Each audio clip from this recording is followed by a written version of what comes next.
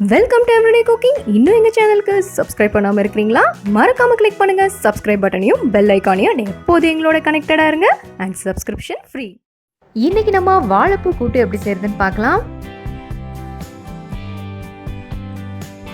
இங்கே நான் ஒரு சின்ன வாழைப்பூ எடுத்திருக்கேன். இதில் பாதி மட்டும்தான் நான் யூஸ் பண்ண போகிறேன். இந்த மாதிரி எடுத்துக்கோங்க. இந்த மாதிரி பிரிச்சுட்டே வாங்க. ஒரு ஸ்டேஜில் பூவை நீங்கள் பிரிக்க முடியாத மாதிரி இருக்கும். ரொம்ப குட்டியாக இருக்கும் அண்ட் ரொம்ப சாஃப்டாக இருக்கும். அதை அப்படியே நீங்கள் டைரெக்டாக கட் பண்ணி யூஸ் பண்ணிக்கலாம். நான் இங்கே பாதி தான் யூஸ் பண்ண போகிறேன். ஸோ இதோடு நான் ஸ்டாப் பண்ணிக்கிறேன். இதில் திக்காக நடுவில் நரம்பு மாதிரி இருக்கும் அண்ட் கண்ணாடியாக ஒரு சின்ன எதல் மாதிரி இருக்கும். அது ரெண்டையும் எடுத்துருங்க. இது ரெண்டும் அவ்வளோவா வேகாது. எல்லா பூவுலையுமே இதை எடுத்துருங்க.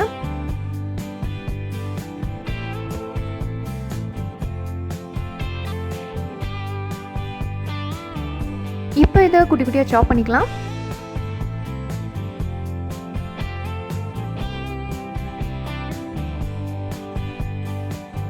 கட் பண்ண அப்படியே தண்ணியில் போட்டே வாங்க. அப்பதான் கலர் மாறாது.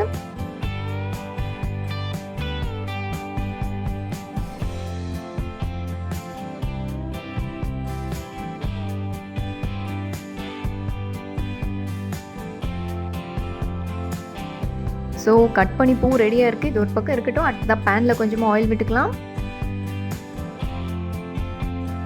எண்ணெய் சூடானதும் 1/2 டீஸ்பூன் கடுகு, 1/2 டீஸ்பூன் உளுந்து. கடுகு வெடிச்சதும் ஒரு 1/4 கப் அளவுக்கு, அதாவது ஒரு 1/2 பெரிய வெங்காயத்தை குட்டி குட்டியாக சாப் பண்ணி ஆட் பண்ணுங்கள். இதோட கொஞ்சமாக கருவேப்பிலை, ஒரு 2 இல்லைனா 3 பச்சை மிளகா. இதெல்லாம் நல்லா வதக்கிக்கலாம். தேவையான அளவு உப்பு ஆட் பண்ணி ஒரு 2 நிமிஷம் வதக்குங்க, போதும். வெங்காயம் நல்லா வதங்கிருச்சு. இப்போ வாழைப்பூவை ஆட் பண்ணிடலாம்.